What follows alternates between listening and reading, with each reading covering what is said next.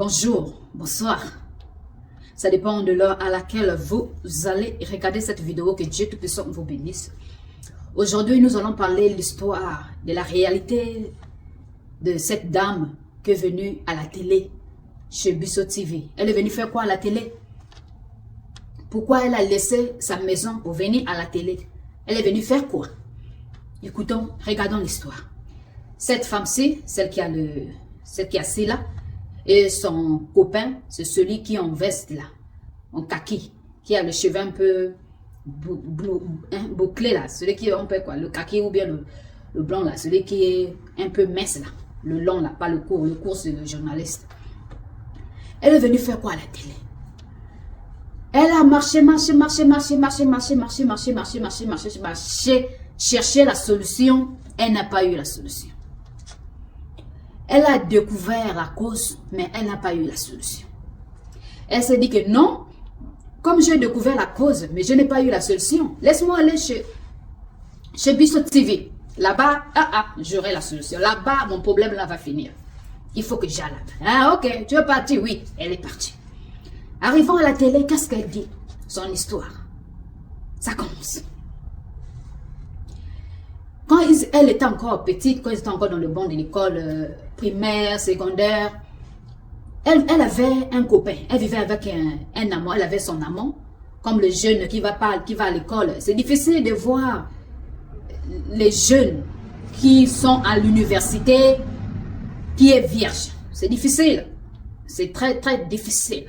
Si ce n'est pas la grâce de Dieu. Ok. Elle avait son amant. Comme ils étaient toujours les enfants à l'école, mon copain, ma copine, tout ça, tout ça.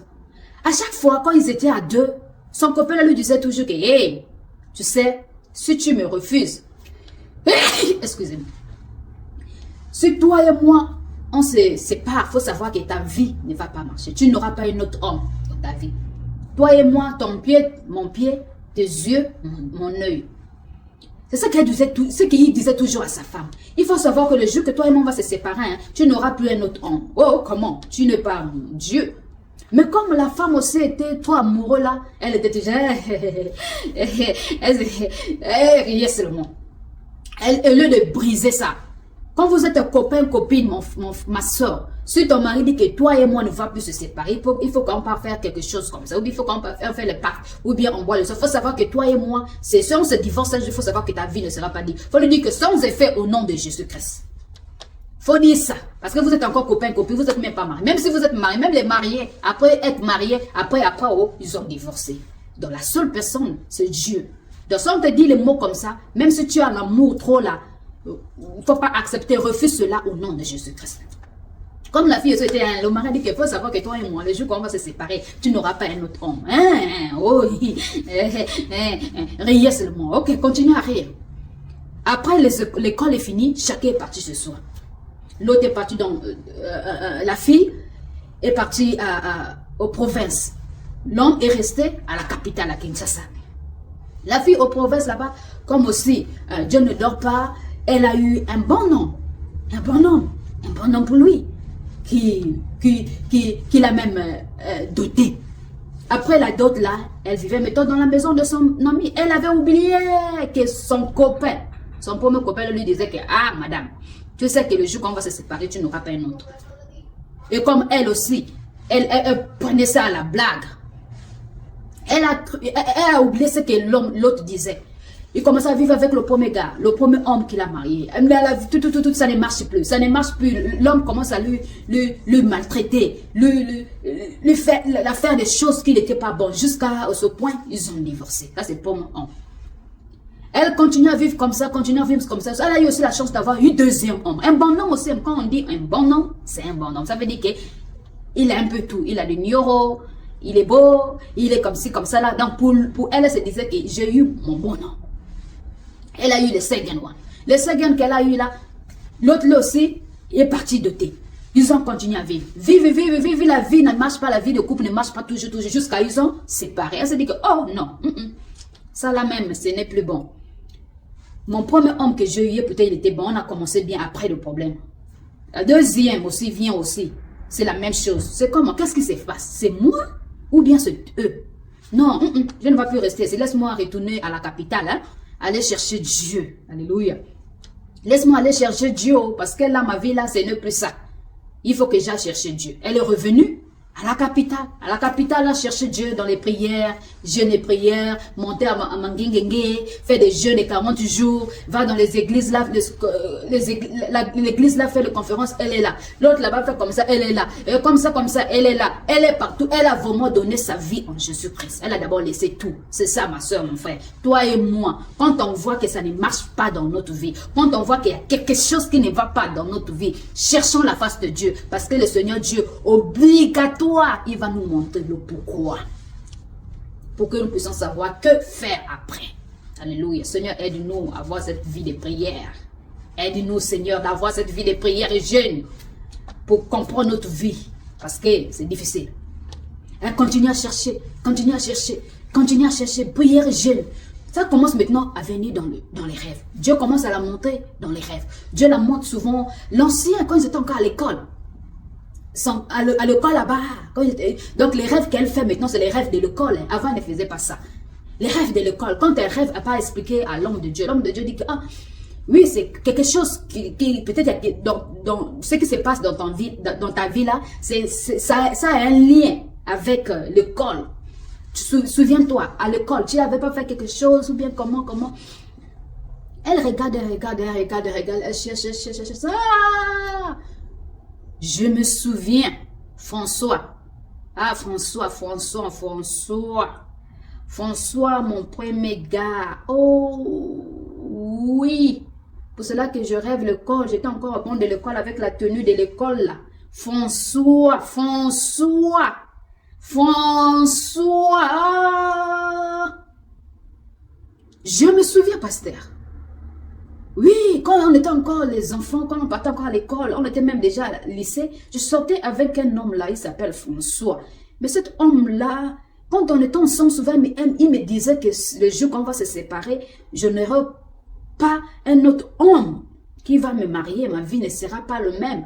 Je vivrai une vie difficile. Quand on était ensemble, ah oui. Le pasteur dit, ah, tu as vu? Ok, continue toujours à prier. Continue toujours à prier, jeûner. Dieu va te montrer véritablement le problème. Elle continue, la pauvre aussi. Elle continue. Jusqu'à maintenant, elle vient de voir. Dieu vient la faire grâce. Et le pasteur aussi a vu la vision. Que François là, c'est un enfant d'un ganga. Comment? Ça veut dire, la mère de François a fait François avec son grand-père. Comment je peux dire? Donc, le coco de François et le père de François. Regardez ça. Coco de François, c'est un chef coutumier. Et le père de François. Coco de François est direct. Pas au cocolé qui coco kuluntu. Non. Direct. Le père de la mère de François et le père de François. Donc, le coco de François et son père. Donc, sa mère a fait François avec son coco. Donc, maman et papa croisés fait maintenant François. C'est ça. Donc, François est l'origine de Bakoko et l'origine de l'inceste. C'est là où elle a découvert. Elle dit, oh. Donc, c'est pour cela, ce que François me disait là. C'est pour cela que ça m'a attaché. On a dit que oui, c'est à cause de ça. Comme il te disait, les paroles qu'il te disait avant. Donc, faisons attention avec les paroles que le copain nous dit. Ou bien le mari nous dit. Si c'est une mauvaise parole, dis sans effet. Oui, il faut dire sans effet. Parce que la bouche là, ça bénit et la bouche aussi, ça maudit. Faisons attention. Je trouve un bon homme qui me marie. Après demain divorce. Je me suis divorcé 2 fois avec des bons hommes. Tout ça, c'est tes paroles. L'homme dit, oh, toi aussi, comment ma parole, ça c'était seulement comme c'est les Français là qui ont parti à l'école, tout là. Mais comment je peux mourir, t'avais moi, on était seulement les trucs avant, mais on est déjà fini depuis là. Et tu me dis aujourd'hui que c'est à cause de moi que ta vie ne marche pas, comment. La femme dit que oui, c'est à cause de toi. Parce que je me suis même découvert que toi, tu es un enfant de Kokonganga. Donc, votre famille est déjà dans le totem de Kindokila. Donc, c'est toi qui es le fruit de Kindokila. Donc, ton fruit là aussi est venu me contaminer. Donc, il faut laisser ma vie. Et il faut savoir aussi que la femme que tu vas aller épouser là, c'est ma petite soeur. Et il faut aussi comprendre que moi, je n'accepterai jamais que tu épouses ma petite soeur. Parce que moi-même, d'abord, Yaya, tu m'as bloqué la vie. Et maintenant, combien de fois la petite soeur, ça serait que catastrophe. Donc, toi, arrête dans notre famille. L'homme dit, oh, c'est comment? Comment ta petite soeur? C'est pas ta petite soeur. La fille dit que oui, c'est ma petite soeur. C'est ma petite soeur. Quand on était toi et moi ensemble, elle n'était pas là. Et même là où, là où nous sommes là, avant, on n'était pas dans la même endroit. Ils avaient changé de endroit. Et l'homme a dit que non, ça ne me regarde pas. Et la fille dit que non, ping-pong, toi avec ma petite soeur, ça ne va pas aller. Donc, vos kindoki là, votre sorcellerie là, faut m'enlever dedans. Je veux vivre ma vie normale. Ah, Yaya, c'est maintenant là, c'est pour cela, pour dire seulement, toi et moi, qui vit la vie de fiançailles, ou bien de copinage, ou bien de mari, si ton mari ou bien ton fiancé te dit des mauvaises paroles, faut pas accepter, faut refuser ça au nom de Jésus-Christ. Brise cela, brise, parce que demain, ce que la bouche a parlé, ça va réaliser plus tard. Donc, refusons les mauvaises offres. Qui vit la vie des fiançailles, ou bien de copinage, ou bien de mari. Si ton mari ou bien ton fiancé te dit des mauvaises paroles, faut pas accepter, faut refuser ça au nom de Jésus-Christ. Brise cela, brise, parce que demain, ce que la bouche a parlé, ça va réaliser plus tard. Donc, refusons les mauvaises offres des hommes. C'est pour cela, j'avais dit dans d'autres vidéos, quand tu es trop amoureux là, faut pas parler n'importe comment. Faut pas accepter n'importe comment. Parce que quand tu es trop amoureux, quand tu es trop en joie, ça va te pousser de dire des choses que tu ne pouvais pas dire. Mais ça ne va pas réaliser maintenant. Ça va réaliser plus tard. Et ce plus tard là, c'est là où cette soeur, sa vie ne marche pas à cause des paroles que son copain, mais pas le mari, mais son copain qui avait dit depuis des années dans le banc de l'école. Aujourd'hui là, ça a habité en elle. Mais grâce à Dieu, Jésus-Christ ne laisse jamais ses enfants. Elle sera délivrée parce qu'elle est venue chez les hommes de Dieu. Chez les hommes de Dieu, elle aura la solution. Mais toi et moi qui reste, faisons attention. Ne prononçons pas les paroles n'importe comment. N'acceptons pas les mots de nos fiancés, nos copains ou nos maris. Les mots qui ne sont pas bons. Que demain, ça peut te habiter en toi plus tard. Évitons. Elle a eu la grâce. Et toi et moi, est-ce qu'on aura cette grâce? Merci beaucoup, que Dieu vous bénisse.